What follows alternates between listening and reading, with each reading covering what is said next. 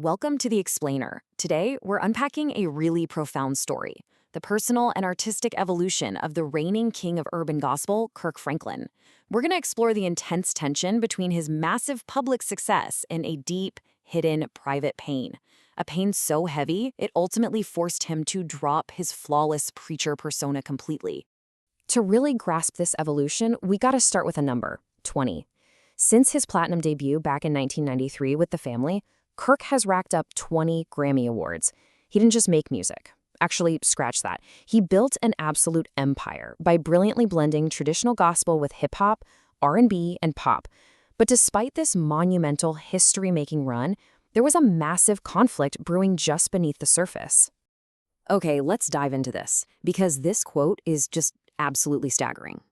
"I'll give up every trophy that I won just to be somebody's son." He sang those raw words on his track, Somebody's Son. I mean, just imagine that. You're holding 20 Grammys, sitting on top of the world, yet you'd willingly trade the whole shebang just to feel the basic, foundational love of being a son? It creates this intense narrative tension that literally reshaped his entire life.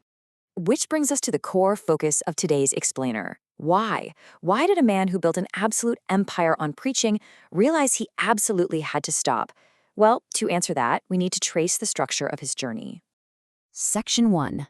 The King of Urban Gospel and a Reign Built on Beats and Belief. From his earliest days as a child prodigy raised by his great-aunt Gertrude down in Texas, Kirk was carrying the immense pressure of building the Faux Soul empire.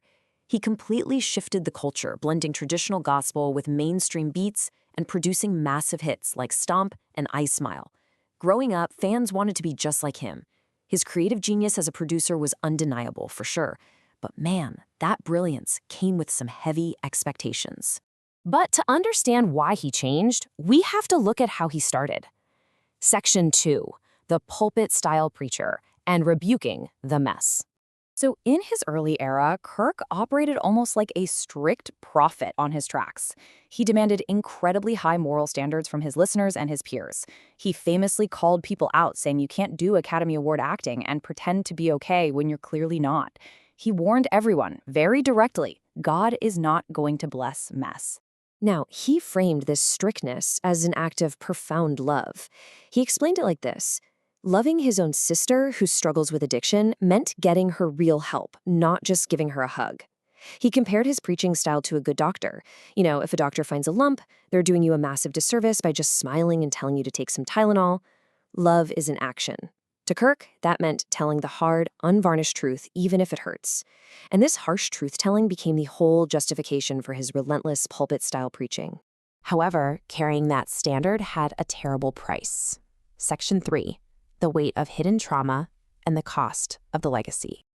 Looking from the outside, Kirk's public journey just looks like a flawless, straight line of success. But holding up this perfect preacher persona was masking some deep, heavy trauma in his personal life. It's often said that if we don't understand our past, the future won't make sense. And the weight of Kirk's past was so heavy that some fans looking at his life admit they wouldn't want to trade places with him, simply because they couldn't handle that kind of emotional burden. And this brilliantly illustrates what we can call a mosaic identity. Much like the biblical Moses, Kirk was raised by someone else, his great-aunt Gertrude. He survived incredibly harsh early environments. I mean, he was literally homeless at one point, bathing in a church bathroom. Yet he channeled those immense struggles into a powerful voice, eventually winning 20 Grammys to lead and inspire others. It's a huge, monumental calling. But all this internal pressure eventually reached a boiling point. Section 4. A Secret Hidden Half-Century and the 2023 Revelations. Despite surviving near-death experiences and public shame earlier in life, absolutely nothing prepared him for 2023. Kirk uncovered some truly heartbreaking family secrets. He discovered his biological mother lived just 15 minutes away, but wanted no relationship with him. His biological father lived just down 45 South in Houston, and the only thing he'd ever done for Kirk was give him a haircut.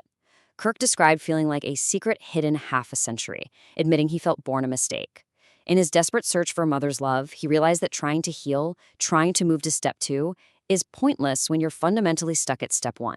Like, how can you stand at a pulpit and preach perfection to millions when you feel fundamentally unloved and broken at your very core? This pain necessitated a radical change. Section 5. showing the unwashed side and dropping the performance. The seeds for this evolution were actually planted years earlier in a profoundly intimate backstage conversation with Steve Harvey back in 2011. Harvey praised Kirk for being a Christian who didn't pretend to have it all together.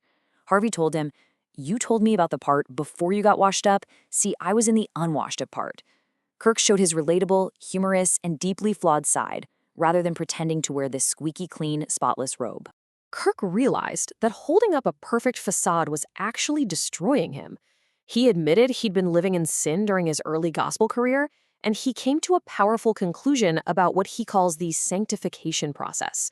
Just like you have to tell a physician exactly where it hurts so they can treat you, a spiritual doctor can only heal what we reveal. And this is exactly why he had to stop preaching. He realized he couldn't heal his own deep wounds while standing at a pulpit pretending they didn't exist. You have to admit you're broken to get fixed. During that same conversation, Steve Harvey dropped a brilliant insight about the biblical King David. David was an adulterer, a murderer, deeply flawed, yet God chose him. Harvey's conclusion? We no longer have to perform for God.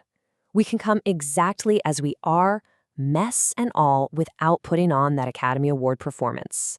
So the crucial point is, this realization completely transformed him. Section 6. The evolution to vulnerability, moving from preaching to healing. This is why he laid down the pulpit. He completely shifted from preaching directly on tracks and rebuking lifestyles to a highly vulnerable, deeply personal exploration of trauma and faith. He stopped pointing the finger at the audience and started opening up his own chest to show his scars. And this vulnerability birthed his most impactful work. His lyrics shifted to admitting his own failures. Take his massive hit, I Smile. He wrote it during literally the worst period of his career, feeling completely helpless while his family was viciously attacked online. When he first played a demo of it in a trailer for Steve Harvey, it made a room full of tough, hardcore men, including a 6'6" bodyguard, just break down and cry. Think about that for a second. It wasn't harsh judgment from a pulpit that made these grown men weep. It was his shared brokenness. The track went on to become the most requested song on Harvey's radio show in 2 years. Kirk finally embraced the totality of his massive life journey. The internal war was over. He coined this awesome new personal slogan, I was who I was, but I am who I am, and I'm cool with both them people. He recognized that the tough, unwashed parts of his past gave him the savvy, the strength, and the endurance needed for his current, authentic purpose. Which leaves us with this final thought.